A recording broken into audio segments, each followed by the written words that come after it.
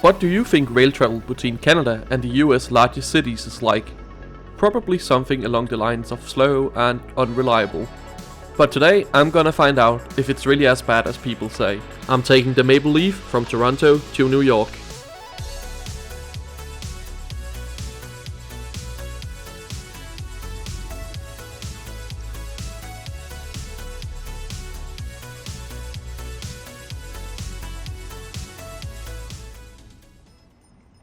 Hello and good morning from Toronto's Grand Union Station. We are catching the Maple Leaf down to New York.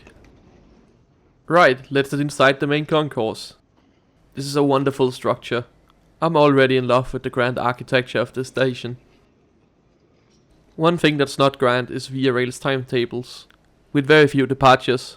Like, our train is the next one to depart and it's not for another 50 minutes. The station here at Union consists of multiple concourses. The one here for Via Rail mostly just as seating as well as ticket and baggage counters. Down by the York concourse you will find all sorts of food outlets and shops. The York concourse is where GO trains leave from. They serve the greater Toronto area with commuter rail to all sorts of places. It's a really nice space with a lot of food options as well as charging points at some of the tables. It's a great place to be waiting for your train. Anyway, back to Via. Let's sit down and find our boarding gate. Because one thing American railroads insist on is doing boarding the same way as airlines. Looks like there's already a bit of a queue forming. And here's our train, 97, down to Niagara Falls, where Amtrak then takes over the train and brings it all the way to New York. There's a separate line for people traveling domestic in Canada and onwards to the US. If you're going to the US, you will be handed baggage tags. Make sure to bring a pen. And around 15 minutes before departure, they let us board the train. Instead of just having people stroll up to the platform when they arrive, we can now all try to get onto the train at the same time. We don't have boarding gates for international trains in Europe. I can't see why this needs to be the case in America. The front section of the train is for passengers traveling to America. So make sure to walk all the way to the end of the platform if you're continuing on to the US. Our train is hauled by an Amtrak P42 DC locomotive capable of 110 miles per hour, and it's very loud. Anyway, time to head on board. It's my first time traveling on board an Amtrak carriage. There's no step-free access when the train is in Canada, so you will have to book assistance.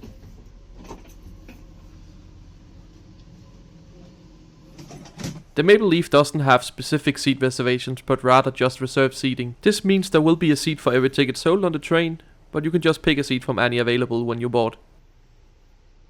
My first impressions are great. Just look at how comfortable this looks and how much legroom there is. Up above, there's ample space for luggage, sizable enough to fit a carry-on trolley. For larger stuff, you'll find more space at the end of the carriage. And here we are departing Toronto's Union Station right on time for the 13-hour odyssey down to New York. And that's the perfect segue for us to take a closer look at the route down towards New York. Starting from Toronto's Union Station, we'll be making stops at Oakville, Aldershot, Grimsby, St. Catharines until Niagara Falls, where we will cross over the border into the US.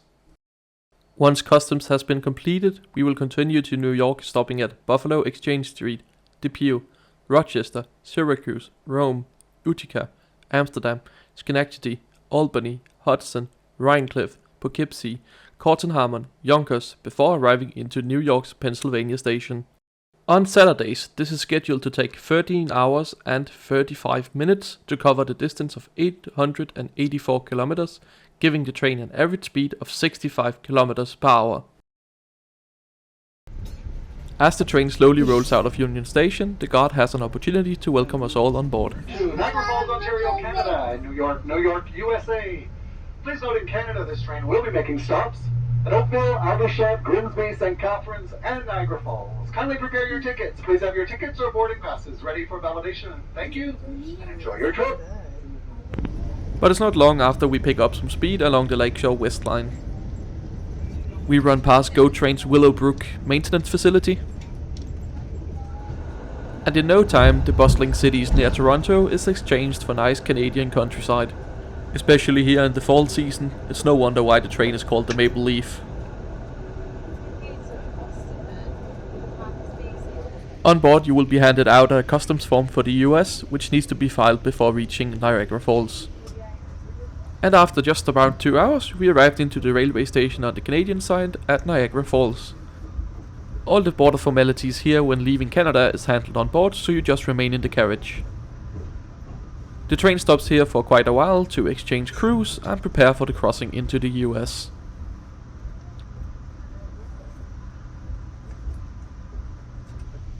After the brief stop, we make our way across the bridge into the US.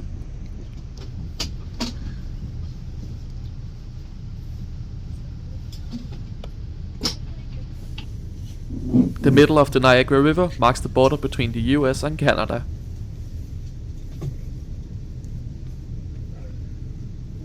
And with that, we are now in the US. Well, physically at least. We'll have to see about legally in just a moment.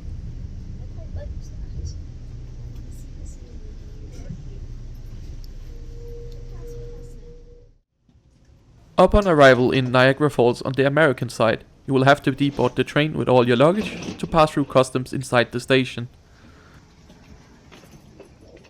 The process is straightforward.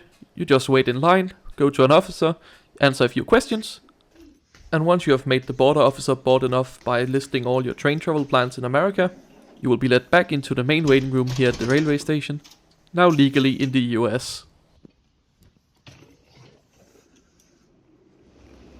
And just like that, you're ready to reboard the train. And unlike in Toronto, you can see there's actually level boarding here.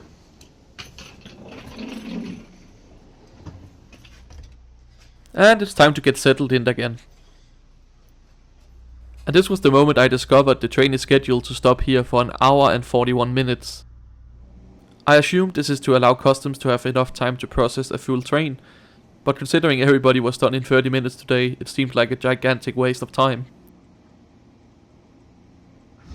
This did, however, offer a great opportunity to go out and stretch your legs, as well as have a great look at the engine pulling our train. It's a beautiful day here in late October in Niagara Falls. The extended stop here is a great opportunity for me to show you around the train. At the back you will find the cafe car. It sells everything from hot drinks and beverages to snacks and light meals. Next up is one of the few coach cars on today's train, laid out in a 2+2 configuration. You will find the toilets at the end, as well as some luggage space.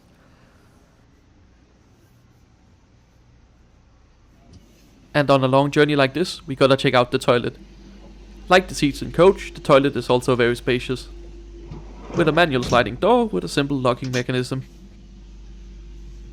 A trash bin, fully stocked with paper.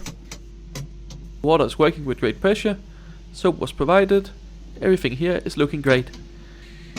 Just gotta test the flush, and Amtrak, you've done a great job.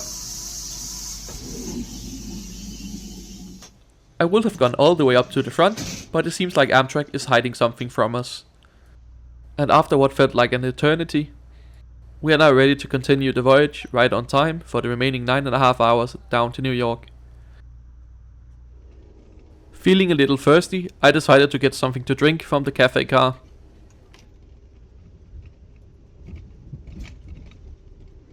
Sadly, I had to settle for Coke Zero, because apparently Amtrak doesn't have Pepsi Max. Sad European noises.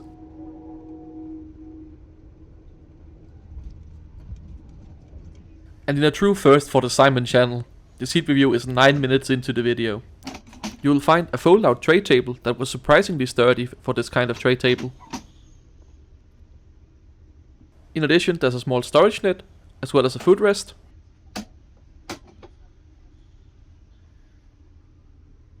The seats themselves are very comfortable, very plush and supportive. However, there is a lack of an armrest between the two seats. And here's the controls to extend the seat into recline mode. When fully deployed, they offer excellent recline. These are some of the best train seats out there I've ever traveled on, especially considering this is Amtrak's least expensive offering on these trains. The remainder of the journey is spent traversing upstate New York. Here we are passing by the Peace Bridge connecting Buffalo into Canada. We even overtake a freight train. Who says passenger trains don't get priority in America? The train isn't by any means fast, but we roll past new towns every now and then. This is Rochester, which is known for the strong National Museum of Play, and home to a large collection of toys and dolls. I was actually surprised how busy this rail line is. We seem to be passing other trains multiple times an hour. Between Utica and Amsterdam we offered some great views of the Mohawk River. It would really have been great if the windows were cleaned. It would have made the experience so much more enjoyable.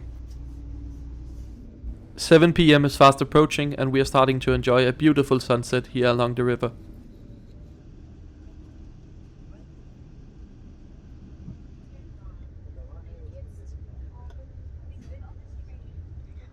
And just before the sky turns dark, we arrive into Albany. There's a large Amtrak depot here, and that's in part because on arrival into New York we are not allowed to run on diesel power. This is due to the poor ventilation in the tunnels around Penn Station, so we'll have another engine added to the train here that can run on electric power for the final stretch into Penn Station. This is also the last opportunity to get out and stretch your legs before the final run into New York. Here we get added one of Amtrak's P42 engines. In addition to being diesel, they also have the option to run on third rail, and that's exactly what we are gonna do for the final stretch in the Penn tunnels. There were some issues with connecting the engine to the train, and left us without power for a while. And after a long time troubleshooting, we are now ready to depart Albany, running with around 30 minutes of delay.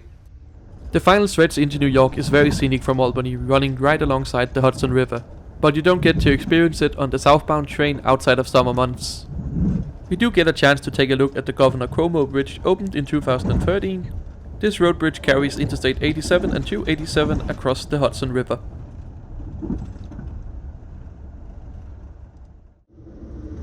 Every textbooks now arrive in New York Penn, Moynihan Station, final stop. Not all doors will open right away on the platform side, folks. These are manual doors. We cannot key all the doors. We will go through and open them as quickly as we can. If your door does not open, you want to make your way to another door, that's fine. If you want to wait, we'll eventually get to that door. Once again, final stop, New York Penn, Moynihan Station. Now arriving on behalf of your crew from Albany, New York. Thank you for choosing Amtrak. Have a good rest of your night. And that's us arriving into New York Penn. The driver managed to make up most of the time we lost in Albany, and we are now arriving 14 minutes late into Penn. The train journey from Toronto to New York is very long, but the seats are comfortable, way better than on a plane. There's plenty of opportunities to stretch your legs along the way, and you can get some food from the cafe car. I paid $134 for this trip, booked a few months in advance on the Amtrak website. Considering airfares start in this range as well, and you don't have to deal with luggage fees and stuff like that, I think this is decent value. Thank you so much for coming along on the journey today. If you've liked this video, please show it down below, leave a comment or subscribe to the channel. And if you want to follow my travels in real time, the best place to do that is on my Twitter. I've also put a link to it in the description. Thanks for watching.